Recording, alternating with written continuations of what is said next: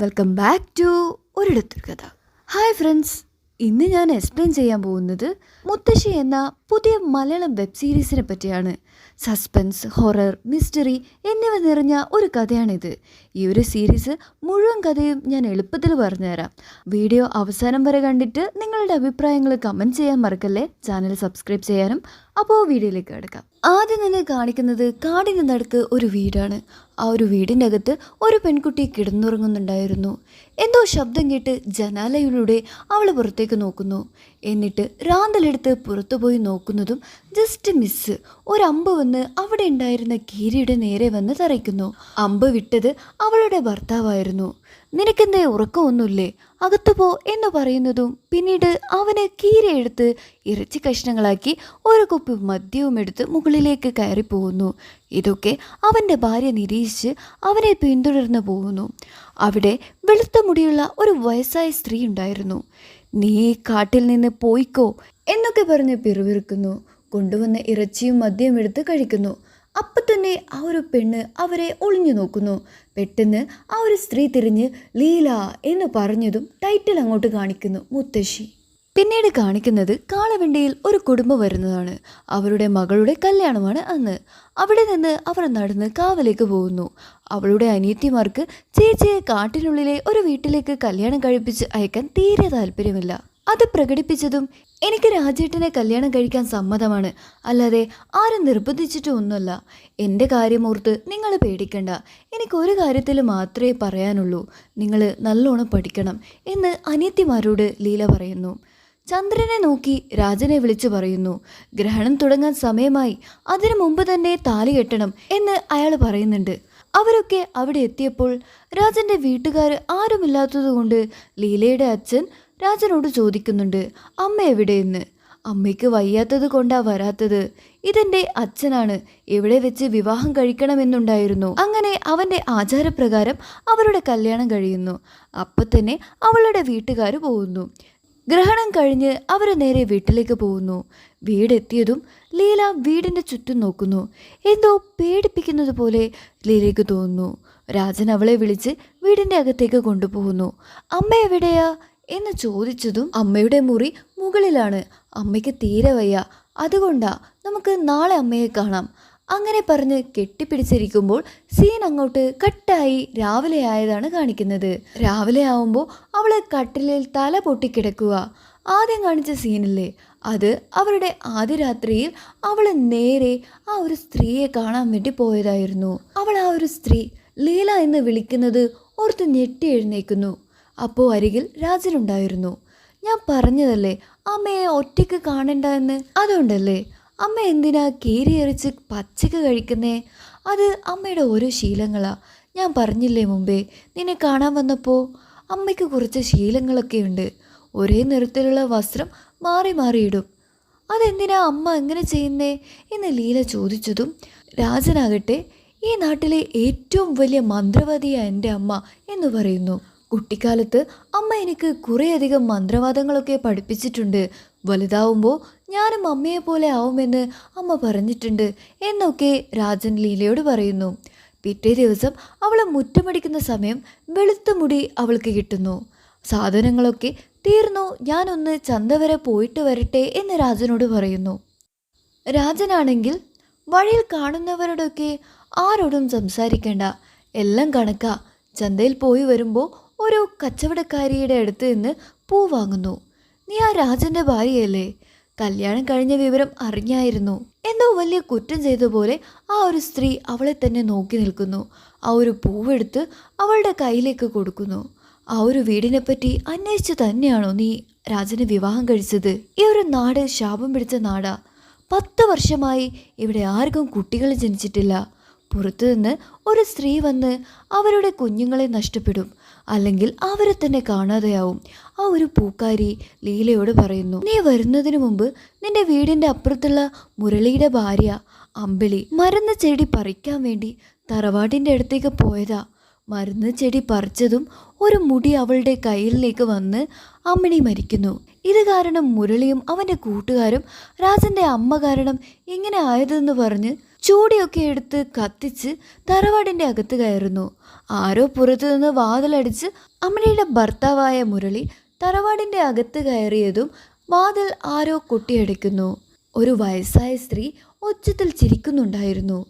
ഇരുട്ടത്ത് ആരോ വന്ന് അവനെ കൊല്ലുന്നു. ഇവിടേക്ക് ഫസ്റ്റ് എപ്പിസോഡ് കഴിഞ്ഞു. വീടിൻ്റെ പ്രത്യേകമായ ഒരു മുറിയിൽ കുറേ പാവകളെ തൂക്കിയിട്ട് ലീല കാണുന്നു. ഇതൊക്കെ കാണുന്നതും അപ്പോൾ രാജൻ വന്ന് പറയുന്നു, ഇതൊക്കെ അമ്മ മന്ത്രിച്ച് ആവാഹിച്ച് വെച്ചിരിക്കുന്നതാ. ഇപ്പോൾ ഞാനാ ഇതൊക്കെ ചെയ്യുന്നത്. ഇത് തൊട്ടിട്ടുണ്ടെങ്കിൽ മല്യവെള്ളത്തിൽ കൈ ഒന്ന് കഴുകണം എന്ന് രാജൻ അവളെ ഓർമ്മിപ്പിക്കുന്നു. അവർ രണ്ടുപേരും ചന്തയിൽ പോയി വരുമ്പോൾ ലീല തല ചുറ്റി താഴെ വീഴുന്നു. പൂക്കാരി ലീലയെ നോക്കി പറയുന്നു, ഇതെങ്ങനെയാ? ഇത്രയും കാലമായി ഈ ഒരു നാട്ടിൽ ഈ ഒരു കാര്യം നടന്നിട്ടില്ല. ലീല ഗർഭിണിയാണ് എന്ന് രാജനോട് പറയുന്നു. ഇതൊക്കെ ചെവിയോർത്ത് രാജൻ്റെ അമ്മ മുകളിൽ നിന്ന് കേൾക്കുന്നുണ്ടായിരുന്നു. എത്ര പറഞ്ഞിട്ടാ രാജൻ്റെ അമ്മ എന്ന് പറയുന്നേ? നമുക്ക് ഗാന്ധി മുത്തശ്ശി എന്ന് വിളിക്കാം. ഈ ഗാന്ധി മുത്തശ്ശിയോട് രാജനും രാജൻ്റെ ഭാര്യയായ ലീലയും ഗർഭിണിയാണെന്ന വിവരം പോയി പറയുന്നുണ്ട്. എന്തിനാ രാജാ നിന്നെപ്പോലൊരു പാഴ്ജന്മം എന്ന് പറഞ്ഞതും ലീലയ്ക്ക് വിഷമമായി നേരെ മുറിയിൽ വന്നിരുന്ന് കരയുന്നു. രാജൻ അവളെ സമാധാനിപ്പിക്കുമ്പോൾ, എനിക്കറിയാം ഈ ഒരു നാട് ശാപം പിടിച്ചതാണെന്ന്, ഇവിടെ ആര് ഗർഭിണിയും ആവാറില്ല, എനിക്കറിയാം എന്ന് പറഞ്ഞ് ലീല രാജനോട് പറയുന്നു. അതുകൊണ്ട് നമുക്ക് ഈ ഒരു നാട്ടിൽ നിന്ന് പോയി എൻ്റെ വീട്ടിലേക്ക് പോയി നിൽക്കാം, കുട്ടി ജനിക്കും വരെയെങ്കിലും. അമ്മയെ വിട്ടോ? ഞാനല്ല എന്ന് രാജൻ പറയുന്നു. നീ ഒന്ന് അമ്മയെ ഇഷ്ടപ്പെട്ടു നോക്ക്, മറ്റുള്ളവർ പറയുന്നത് കേൾക്കാതെ. പിന്നീട് അവൾ അതൊരു വലിയ പ്രശ്നമായി തോന്നിയിട്ടില്ല. ഇടയ്ക്ക് അവളുടെ അച്ഛന് അവൾ കത്തെഴുതുമായിരുന്നു. അങ്ങനെ ഇരിക്കെ അടുക്കളയിൽ പണിയെടുക്കുമ്പോൾ അവളുടെ കൈ അറിയാതെ മുറിയുന്നു. അപ്പം തന്നെ ഗാന്ധി മുത്തശ്ശി വിശക്കുന്നു എന്ന് പറഞ്ഞ് വിളിക്കുന്നു. അങ്ങനെ കീറിയിറച്ചിയും മദ്യവും എടുത്ത് ഗാന്ധി മുത്തശ്ശിയുടെ മുറിയിലെത്തിയതും അവളുടെ കയ്യിലുള്ള മുറിവ് നക്കി പറയുന്നു, നീ പൂർണ്ണമാണ്. അവൾ പേടിച്ച് വേഗം താഴേക്ക് പോകുന്നു. താഴെ വന്ന് നോക്കുമ്പോൾ അവളുടെ കയ്യിലുണ്ടായിരുന്ന മുറിവ് കാണുന്നില്ല. ആരോ സമയം തന്നെ ഒരാൾ തറവാട്ടിലേക്ക് വരാൻ തുടങ്ങുന്നു. രാജനോട് ലീല ചോദിക്കുന്നുണ്ട്, അമ്മയെ ആർക്കും ഇവിടെ ഇഷ്ടമില്ലല്ലേ? ഓ, നീ പിന്നെയും ആൾക്കാർ പറയുന്നത് കേൾക്കാൻ തുടങ്ങിയോ? നിനക്ക് അവർ പറയുന്നതാണോ അല്ല ഞാൻ പറയുന്നതാണോ വിശ്വാസം? നമ്മളെ കുടുംബം പണ്ട് മുതലേ ചാത്തനൊക്കെ തളക്കുന്ന കുടുംബമാ. അപ്പോൾ അതുകൊണ്ട് അവരൊക്കെ അങ്ങനെ പറയുന്നത്. അത് നീ ഒന്ന് മനസ്സിലാക്ക് എന്ന് ലീലയോട് രാജൻ പറയുന്നുണ്ട്. ഗാന്ധി മുത്തശ്ശിക്ക് മദ്യം വാങ്ങാൻ കടയിൽ പോയി വരുന്ന സമയം രാജനെ പുറകിൽ നിന്ന് ആരോ വിളിക്കുന്നു. ആരാ എന്ന് ചോദിച്ചതും, നീ കുടിക്കുവോ? ആർക്കാ നിന്റെ സഞ്ചിയിലുള്ള മദ്യം? നിന്റെ അമ്മയ്ക്കാണോ? നമ്മൾക്ക് രണ്ടുപേർക്കും ഇഷ്ടപ്പെട്ടത് ഒരേ മദ്യ എന്ന് അയാൾ പറയുന്നു. നമ്മൾ ബന്ധുക്കളാണ് രാജാ. വകയിൽ നീ എൻ്റെ ഒരു അനിയനായിട്ട് വരും. എനിക്കിതുവരെ കേട്ടിട്ട് പരിചയമൊന്നുമില്ല എന്ന് രാജൻ പറയുന്നു. നിന്റെ അമ്മ ഇതൊന്നും നിന്നോട് പറയില്ല. നിന്റെ അച്ഛനെയും നമ്മുടെ ബന്ധുക്കളെയും കൊന്ന ആ രക്ഷസിനെ കൊല്ലണ്ടേ? ഓ, എൻ്റെ അമ്മയാണോ? നിന്റെ അമ്മ തന്നെയല്ലേ ലീലയെ കല്യാണം കഴിക്കാൻ പറഞ്ഞത്? അവൾക്കറിയാം അടുത്ത തലമുറയെ ഉണ്ടാക്കാനുള്ള സമയമായെന്ന്. അതിന് അസുരവംശത്തിലെ ദേവഗണത്തിൽ ജനിച്ച ഒരു സ്ത്രീ വേണം. അതാണ് ലീല. അടുത്തു വരുന്ന പൂർണ്ണ പൗർണമിക്ക് ഒരു രക്ഷസ് കൂടി ജനിക്കും. നിന്റെ ഭാര്യയും കുഞ്ഞിയെ രക്ഷപ്പെടുത്തണമെങ്കിൽ നിന്റെ അമ്മയുടെ മുടിനാര് പിടിച്ച് കഴുത്ത് ഞെരിച്ച് നിന്റെ അമ്മയെ നീ തന്നെ കൊല്ലണം. ഇതൊന്നും മൈൻഡ് ചെയ്യാതെ രാജൻ അവിടുന്ന് നടന്നകലുന്നു. ലീലയാകട്ടെ തുണി അലക്കുമ്പോൾ വയറുവേദന വന്ന് ബ്ലീഡിംഗ് ആയി അവളുടെ കുഞ്ഞ് ഇല്ലാണ്ടാവുന്നു. പിന്നീട് കാണിക്കുന്നത് അവളെ കുഞ്ഞിനുള്ള ഡ്രസ്സ് തയ്ച്ച് അത് നോക്കി കരയുന്നതാണ്. ആരായാലും അമ്മയാവാൻ വേണ്ടി മനസ്സ് പാകപ്പെടുത്തി ആ ഒരു കുഞ്ഞ് ഇനി ഇല്ല എന്ന് അറിയുമ്പോൾ ഉള്ളൊരു ഫീല്, അത് ഏതൊരമ്മയ്ക്കും സഹിക്കാൻ കഴിയില്ല. ഈ ഒരു സമയം രാജനെ അമ്മ വിളിച്ച് ഇറച്ചും മദ്യവും എടുത്ത് അമ്മയുടെ അടുത്തേക്ക് പോകുന്നു. അവൻ്റെ മുഖത്തുള്ള വിഷമം കണ്ട്, പോട്ടെ സാരമില്ല, ആശിച്ചു പോയമ്മേ ഞാൻ, ഗാന്ധി മുത്തശ്ശിയോട് പറയുന്നുണ്ട്. നമ്മുടെ കുടുംബത്തിൽ ഒരു കുഞ്ഞ് ജനിക്കും. അവന് നേരെ വന്ന് ലീലയോട് ഈ ഒരു കാര്യം പറഞ്ഞതും, നിങ്ങൾക്കിപ്പോൾ നഷ്ടപ്പെട്ട കുഞ്ഞിനെ ഓർത്ത് സങ്കടമൊന്നുമില്ലേ? അത് കേട്ട് വിഷമമായി അവൻ അവിടുന്ന് എഴുന്നേറ്റ് പോകുന്നു. അവൾക്ക് ദേഷ്യം വന്ന് ഗാന്ധി മുത്തശ്ശിയോട് ചോദിക്കുന്നു, എന്തുകൊണ്ടാണ് ഈ ഒരു നാട്ടിൽ ആർക്കും കുട്ടികൾ ഉണ്ടാവാത്തത്? എല്ലാവരും ഈ ഒരു നാട് വിട്ടു പോകുന്നത്.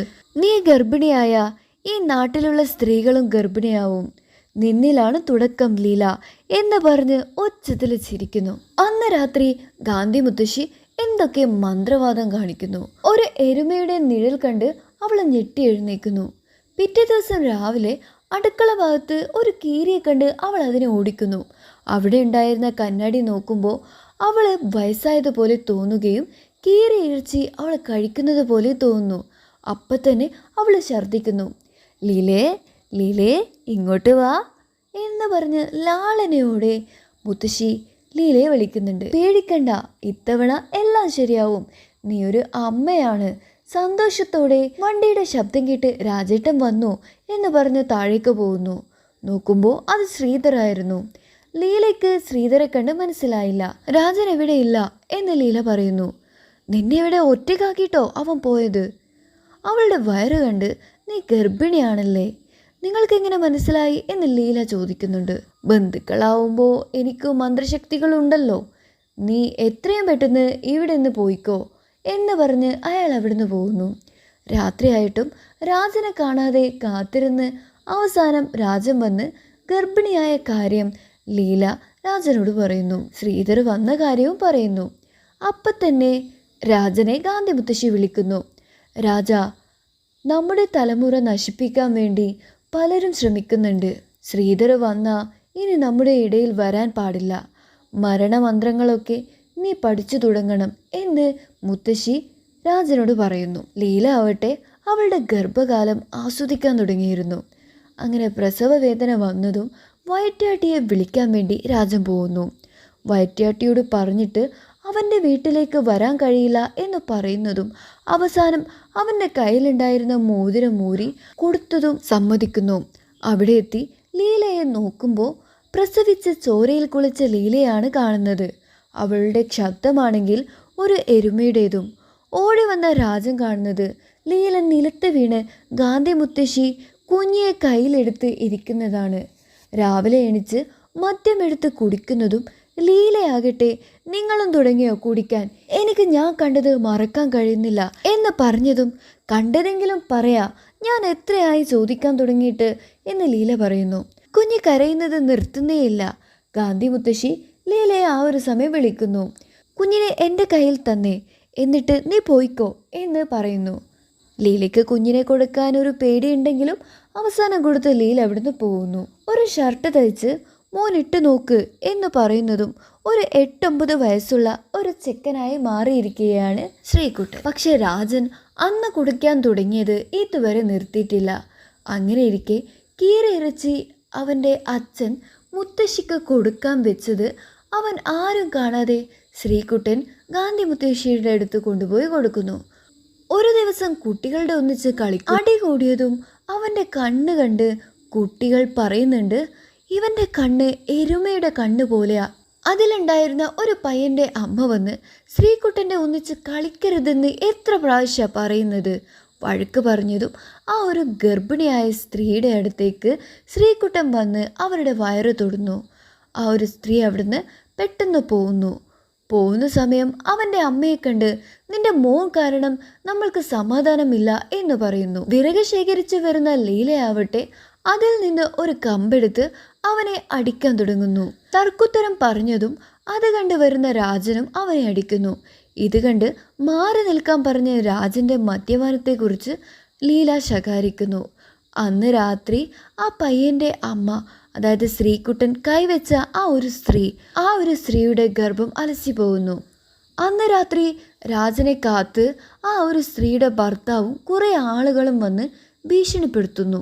നിന്റെ അമ്മ ആരാണെന്നും അമ്മയുടെ തറവാട് എന്താണെന്നും എന്നൊക്കെ നമുക്കറിയാം. ആ ഒരു തറവാടിൻ്റെ ഭാഗത്ത് വന്ന് എത്ര ആളെയാ കാണാതെ പോയത്? അല്ലെങ്കിൽ നിങ്ങൾ ഈ തറവാട് വിട്ടു പോകണം, അല്ലെങ്കിൽ ശ്രീകുട്ടനെ വീടിൻ്റെ പുറത്ത് വരാൻ കഴിയില്ല എന്നൊക്കെ പറഞ്ഞ് ഭീഷണിപ്പെടുത്തുന്നു. ഇതൊക്കെ കേട്ട് രാജൻ നേരെ ശ്രീധരൻ്റെ അടുത്തേക്കാണ് പോകുന്നത്. എനിക്കറിയാം നീ എൻ്റെ അടുത്തേക്ക് വരുമായിരുന്നു എന്ന്.